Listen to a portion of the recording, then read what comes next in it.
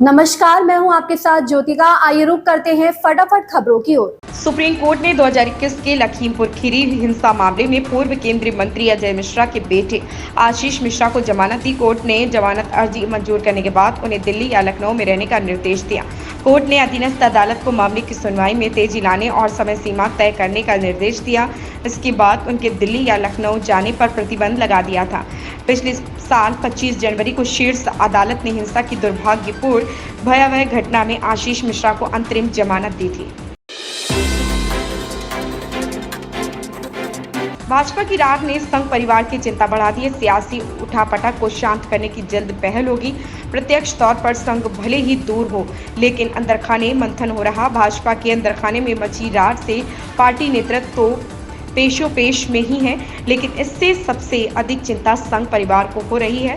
संघ परिवार को अब इस बात की चिंता सताने लगी कि भाजपा नेताओं का यही हाल रहा तो कई दशकों की मेहनत पानी तो फिरेगा ही, साथ ही हिंदुत्व की अलग जगाने के लिए अभियान को भी झटका लग सकता है। इसलिए संघ परिवार प्रत्यक्ष तौर पर भले ही अब तक भाजपा नेताओं के अहम की लड़ाई से दूरी बनाए हुए, लेकिन सूत्रों का कहना है कि जल्द ही संघ की तरफ से सियासी उठापटक को शांत करने की पहल की जाएगी।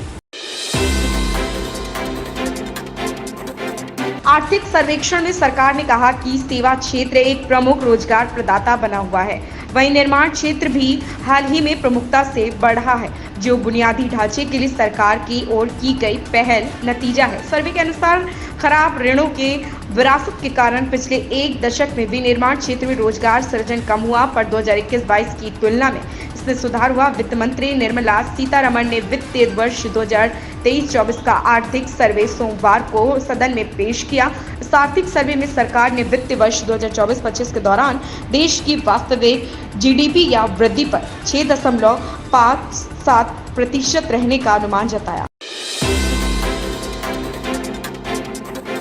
कांग्रेस अध्यक्ष मल्लिकार्जुन खड़गे ने कहा कि 1947 में आज ही के दिन भारत ने अपना राष्ट्रीय ध्वज अपनाया था। आरएसएस ने तिरंगे का विरोध किया था और सरदार पटेल ने उन्हें इसके खिलाफ चेतावनी दी थी कि केंद्र सरकार ने राष्ट्रीय स्वयंसेवक संघ की ओर से गतिविधियों में सरकारी कर्मचारियों के भाग लेने पर लगे 58-60 पुराने प्रतिबंध को हटा लिया। अब सरकारी कर्मचारी आरएसएस की गतिविधियों में शामिल हो सकेंगे। इस फैसले को लेकर कांग्रेस और भाजपा में जुबानी जंग छिड़ गई है। ममता बनर्जी के इस बयान पर भाजपा नेता ने कहा कि किसी को शरण देने का अधिकार सिर्फ केंद्र सरकार के पास है और राज्य सरकार इस पर फैसला नहीं ले सकती। पश्चिम बंगाल भाजपा ने राज्य की मुख्यमंत्री ममता बनर्जी पर निशाना साधा और आरोप लगाया कि सीएम राज्य में घुसपैठ को जायज ठहरा रही। भाजपा ने यह आरोप ममता बनर्जी के उस बयान के बाद लगाया जिसमें ममता बनर्जी ने कहा है कि वह बांग्लादेश की हिंसा प्रभावित लोगों को राज्य में शरण देने के लिए तैयार है। भाजपा नेता और पूर्व केंद्रीय मंत्री रविशंकर प्रसाद ने मीडिया से बात करते हुए कहा कि भारत की एकता को कमजोर करने की कोशिश को बर्दाश्त नहीं किया जाएगा। अखिलेश यादव ने कहा कि अगर यही शिक्षा मंत्री रहे तो छात्रों को न्याय नहीं मिलेगा। इसके जवाब में केंद्रीय शिक्षा मंत्री धर्मेंद्र प्रधान ने कहा कि मेरे पास सूची है कि अखिलेश यादव की सरकार में यूपी में कितने पेपर लीक हुए। संसद के मानसून सत्र में नीट पेपर लीक मुद्दे को लेकर चल रहे हंगामे के बीच सपा प्रमुख अखिलेश यादव ने सरकार पर सवाल उठाए। अखिलेश यादव ने कहा कि सरकार पेपर लीक में नए रिकॉर्ड बना रही। इसका केंद्रीय शिक्षा मंत्री धर्मेंद्र प्रधान ने पलटवार किया। उन्होंने कहा कि मेरे पास से अखिलेश यादव के कार्यकाल में यूपी में हुए पेपर लीक की सूची है।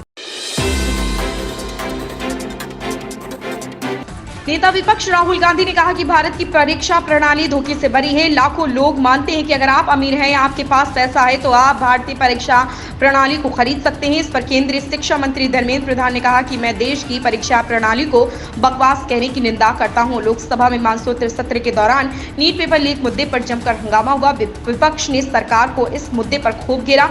विपक्ष के नेता राहुल गांधी ने कहा कि देश के लाखों छात्रों से जुड़े मुद्दे पर कुछ नहीं हो रहा, यह बेहद चिंता का विषय है।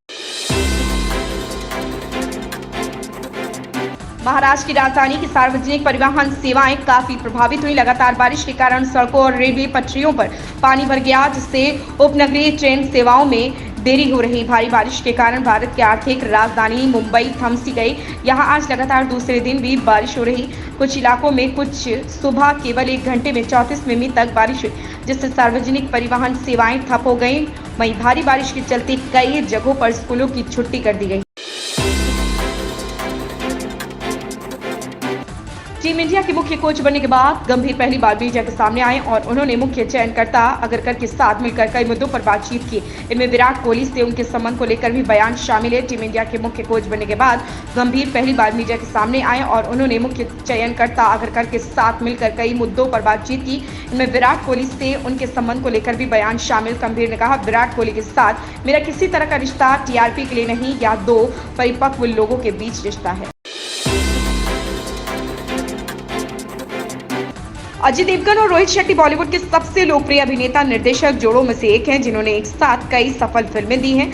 वे वर्तमान में अपनी अगली बहुप्रतीक्षित फिल्म सिंघम अगेन के साथ धमाल मचाने के लिए तैयार हैं। रोहित शेट्टी ने अब उनके बंधन का जश्न मनाने के लिए एक विशेष वीडियो जारी किया। साथ ही खास बात यह है कि आज अजय ने अपनी फिल्म की 13वीं वर्षगांठ पर कॉप यूनिवर्स में 5वीं किस्त की शूटिंग पूरी कर ली है। शेट्टी ने इंस्टाग्राम पर एक खास वीडियो साझा किया। उनकी और अजय देवगन की फिल्म सिंघम की रिलीज को 13 साल हो गए। उन्होंने अपने फॉलोअर्स को अपनी आने वाली फिल्म सिंघम अगेन के पर्दे के पीछे की झलक दिखाई और बताया कि अजय ने आज इसकी शूटिंग पूरी कर ली है। इन खबरों में बस इतना ही। बने रहिए हमारे साथ।